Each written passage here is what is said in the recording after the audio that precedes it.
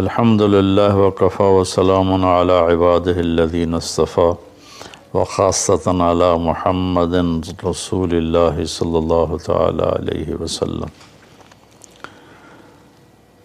أما بعد فأعوذ بالله من الشيطان الرجيم. بسم الله الرحمن الرحيم. وكذلك جعلناكم أمة وسطا لتكونوا شهداء على الناس. اور ہم نے تمہیں اعتدال والی امت بنایا تاکہ تم دنیا کے لوگوں کے سامنے گواہی دے سکو. یہ ایک آیت کا ٹکڑا میں نے پڑھا ہے. روزانہ کی تلاوت میں سارا قرآن تو بیان نہیں ہو سکتا. جو آیت پیش کرنی زیادہ ضروری ہوتی ہے اس کو میں کوشش کرتا ہوں ہائی لائٹ کر دوں. اس میں اللہ نے ہمیں زندگی گزارنے کا ایک پیمانہ دے دیا ہے، ایک ترازو دے دیا ہے کہ ہم نے تمہیں اعتدال والی امت بنایا ہے. اس کی میں مثال دیتا ہوں. جیسے پہلے زمانے میں ترازو ہوتے تھے، اب تو ڈیجیٹل آ گئے.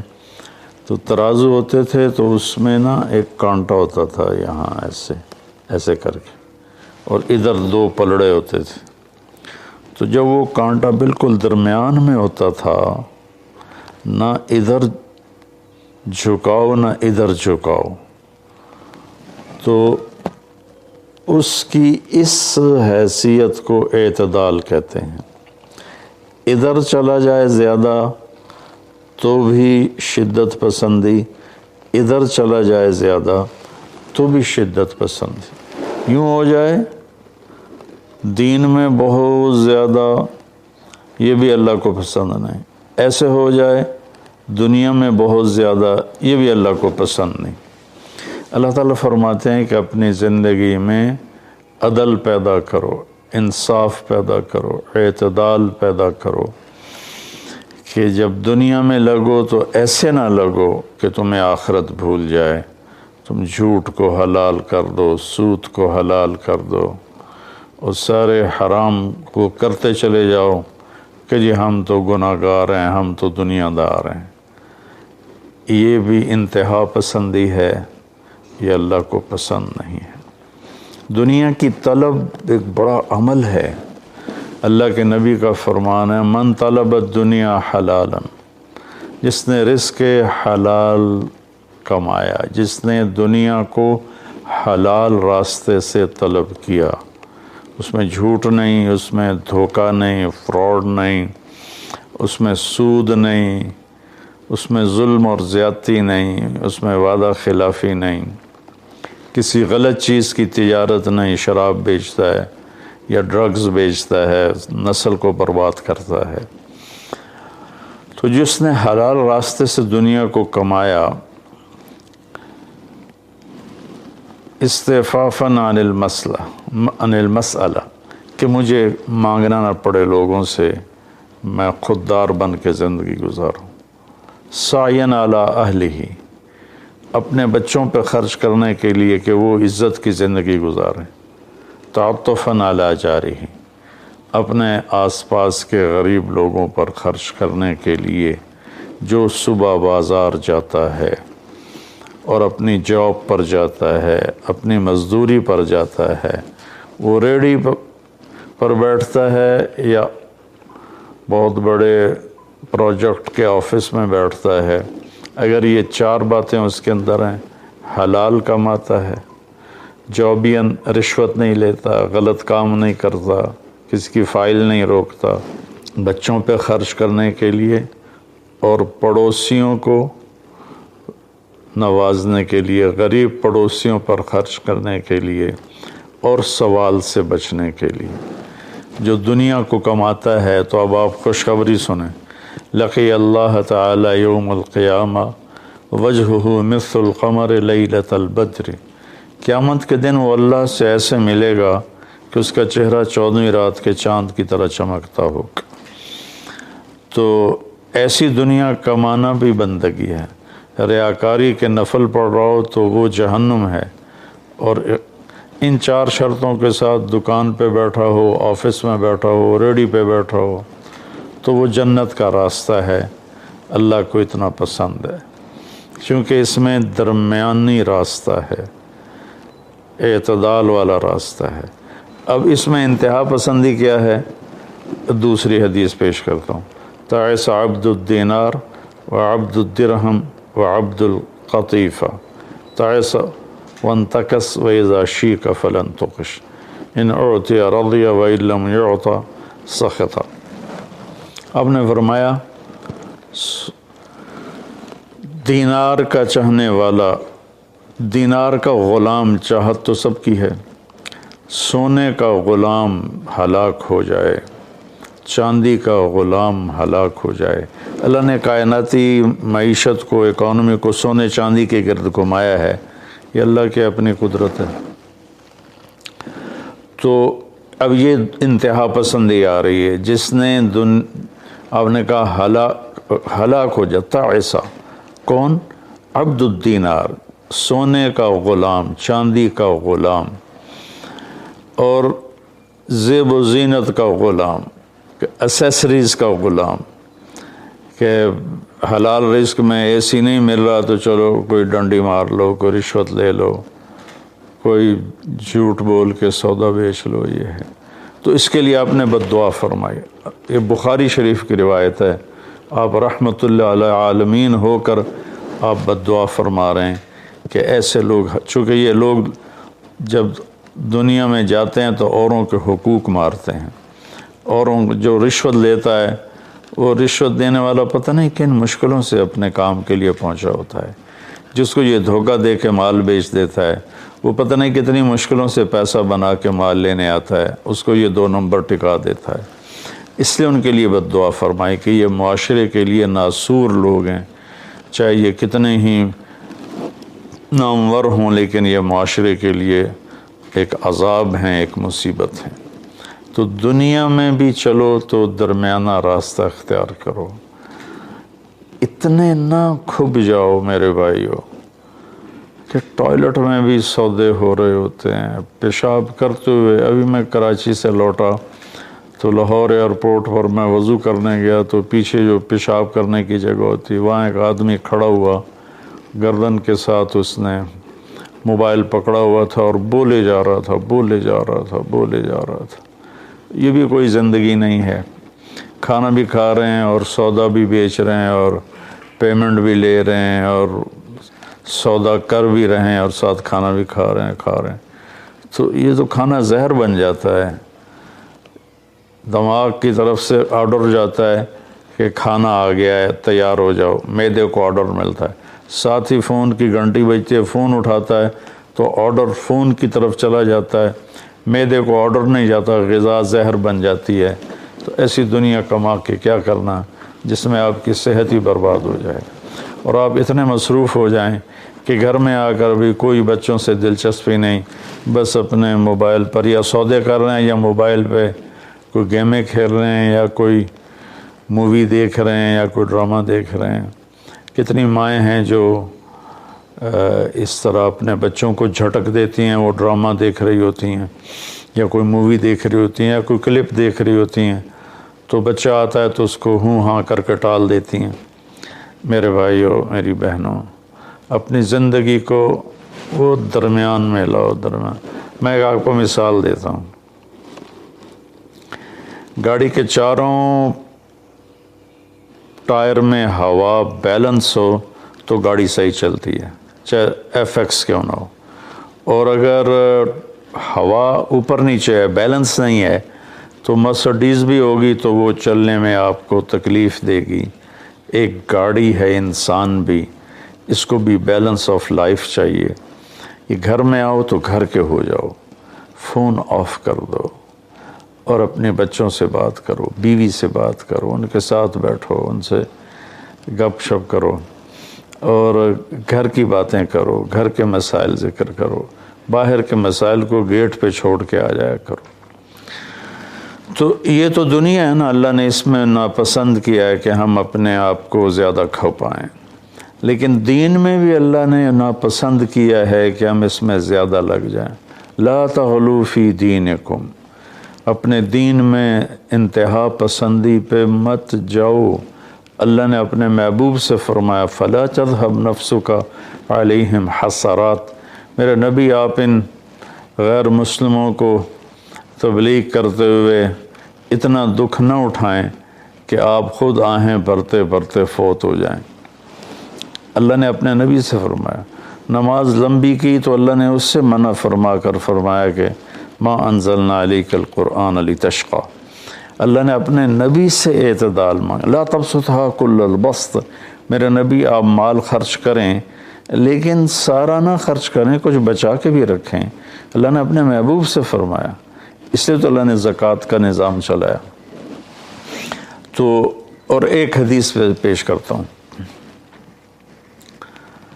3 صحابہ آئے حضرت عائشہ رضی اللہ عنہ کے پاس کہ اللہ کے نبی کی رات کیسی ہوتی ہے، تو انہوں نے فرمایا کہ سوتے بھی ہیں اور اٹھتے بھی ہیں، نفل بھی پڑھتے ہیں، بلکہ آپ کی بہت خوبصورت عادت تھی، جب آپ تہجد سے فارغ ہو جاتے تو یوں کر کے لیٹ جاتے، ایسے کر کے، اور حضرت عائشہ رضی اللہ تعالیٰ عنہ بھی اٹھ جاتی تو آپ ان کے ساتھ اسی حال میں باتیں کرتے، گپ شپ لگاتے۔ تہجد کے وقت میں اپنی بیگم سے پیار محبت کی باتیں ہو رہی ہیں، اتنے میں حضرت بلال اذان دیتے تو آپ اٹھ کے 2 رکعت سنت ادا کرتے اور نماز پڑھانے کے لیے مسجد تشریف لے جاتے تھے۔ تو اتنی اعتدال کی لائف تھی، ہنسی مذاق فرماتے تھے، اور حضرت عائشہ رضی اللہ عنہ کو لقمے بنا کے کھلاتے تھے، ان کو آٹا گوندھ کے دیتے رہے جب تک حضرت عائشہ رضی اللہ عنہ کو آٹا گوندھنا نہیں آیا، کہ وہ چھوٹی عمر میں ان کی شادی ہوئی تھی۔ تو انہوں نے جب یہ سنا تو کہنے لگے وہ تو اللہ کے نبی ہیں، وہ تو کچھ بھی نہ کریں، بخشے بخشائے ہیں، ہمیں تو کچھ کرنا چاہیے، کیا کریں؟ ایک نے کہا میں ساری رات نہیں سوؤں گا، نفل پڑھوں گا، کتنی اچھی نیت کی ہے۔ دوسرے نے کہا میں ساری زندگی روزے رکھوں گا، کبھی افطار نہیں کروں گا، کتنی اچھی نیت ہے۔ تیسرے نے کہا میں شادی نہیں کروں گا، بس اللہ کی عبادت کروں گا اور اللہ کے راستے میں جہاد کروں گا، کتنی اچھی نیت ہے۔ آپ کو پتہ چلا تو آپ نے تینوں کو بلا لیا۔ تو آپ نے ان کو ڈانٹ پلائی، تم میرے اللہ کو مجھ سے زیادہ جانتے ہو، تم میرے اللہ سے مجھ سے زیادہ ڈرتے ہو، زیادہ تقوی والے ہو، میں تم میں سب سے زیادہ اپنے اللہ کو جانتا ہوں، سب سے زیادہ اللہ سے ڈرتا ہوں، میں کھاتا بھی ہوں، روزہ بھی رکھتا ہوں، میں نے شادی بھی کی ہے، میں سوتا بھی ہوں اور میں جاگتا بھی ہوں، اور میں نے آپ نے تو 11 شادیاں کی، 9 بیویاں زندہ تھیں جب آپ دنیا سے تشریف لے گئے، تو آپ کی خوبصورت زندگی تھی ان کے ساتھ۔ تو آپ نے تینوں کو ڈانٹا اور فرمایا کہ اعتدال کے ساتھ چلو، جس نے کہا میں شادی نہیں کروں گا شادی کرے، جس نے کہا میں روزہ نہیں چھوڑوں گا وہ روزہ چھوڑے، کہ مہینے میں 3 روزے رکھو بس، 13، 14، 15، اور جس نے کہا میں رات سوؤں گا نہیں وہ آرام بھی کرے اور اٹھے بھی صحیح۔ تو یہ زندگی اعتدال والی اللہ کا تو دین میں انتہا پسندی اچھی نہیں لگتی، اور اللہ نے اس کو رد فرمایا۔ ہمارے بعض نادان دوست قربانی کے نام پر پورے گھر کو اجاڑ دیتے ہیں اور انہیں احساس بھی نہیں ہوتا کہ کتنا بڑا نقصان کر رہے ہیں۔ سب سے بڑا تقاضا اسلامی تاریخ میں جنگ بدر کا ہے، اس سے بڑا تقاضا قیامت تک نہیں آئے گا، کہ جن کے بارے میں اللہ کے نبی کی وہ گواہی ہے جو قیامت تک کسی کے لیے نہیں، ان تہلک هذه العصابۃ فلن تعبد، میرے رب اگر آپ نے اس جماعت کو ہلاک کر دیا تو پھر آپ کا نام لینے والا کوئی نہیں بچے گا۔ اتنی بڑی گواہی 313 کی، اور یہ اتنا بڑا تقاضا تھا اور اتنا بڑا یہ اس وقت اہم اور ضروری کام تھا، آپ نکلے اور ذوالحلیفہ 7 میل دور ہے، جب وہاں پہنچے تو حضرت عثمان اور اسامہ رضی اللہ عنہما کو آپ نے واپس بھیج دیا کہ آپ کی بیگم حضرت رقیہ رضی اللہ تعالیٰ عنہ وہ حضور صلی اللہ تعالیٰ علیہ وسلم کی دوسرے نمبر کی بیٹی تھیں۔ حضرت زینب پہلے نمبر پر، حضرت رقیہ دوسرے نمبر پر، ام کلثوم تیسرے نمبر پر، حضرت فاطمہ چوتھے نمبر پر۔ تو بیمار ان کو چیچک نکل آیا تھا، تو ان کو وہاں سے واپس بھیجا کہ جاؤ تم رقیہ کی تیمارداری کرو۔ وہ جنگ بدر میں شریک نہیں ہوئے، میرے نبی نے واپس کیا، لیکن جنگ بدر کے شریک صحابہ میں ان کا نام لکھوایا، دونوں کا۔ جب ہم بدری صحابہ کی فہرست کھولتے ہیں تو اس میں اسامہ اور عثمان رضی اللہ عنہما دونوں کا نام ذکر ہے، اور مال غنیمت میں ان کا حصہ بھی رکھا آپ نے۔ اتنے بڑے تقاضے کو آپ نے بیوی کی بیماری کی وجہ سے پیچھے کر دیا اور ان دونوں کو واپس بھیجا، اور رقیہ رضی اللہ عنہ کا انتقال ہو گیا۔ جب آپ واپس تشریف لائے تو وہ دفن ہو چکی تھی، تو آپ نے ان کی قبر پہ جا کر دعا فرمائی۔ تو میرے بھائیوں، دین میں بھی اعتدال ہو، دنیا میں بھی اعتدال ہو۔ یہ رہبانیت تو نصارہ عیسائیوں میں تھی کہ شادی نہیں کرنی، نہانا نہیں، بال نہیں کٹوانے، ناخن نہیں صاف کرنے، پہلے، اب نہیں، پہلے جو قدیم عیسائی مذہب تھا۔ تو طبیعت میں اتنی شدت، غیر فطری زندگی، پھر وہ دوسرے طریقے سے اپنی خواہشات کو پورا کرتے تھے، تو اس سے میرے نبی نے روکا۔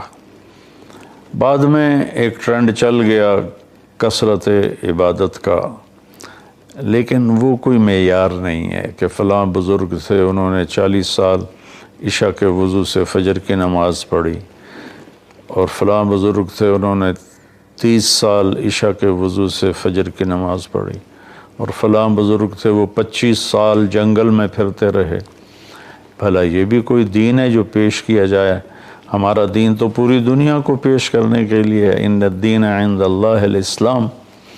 اب اسلام ہی ایک مذہب ہے جو باقی ہے اپنی صحیح معنی میں، تو ہمیں پیش کرنا ہے لوگوں کو، یہ تو ہم اپنوں کو پیش نہیں کر سکتے کہ 25 سال جنگلوں کی خاک چھانتے رہے۔ یہ تو رہبانیت سے بھی کوئی آگے کی چیز ہے، لیکن یہ ان کی بزرگی کے طور پہ بیان کیا جاتا ہے۔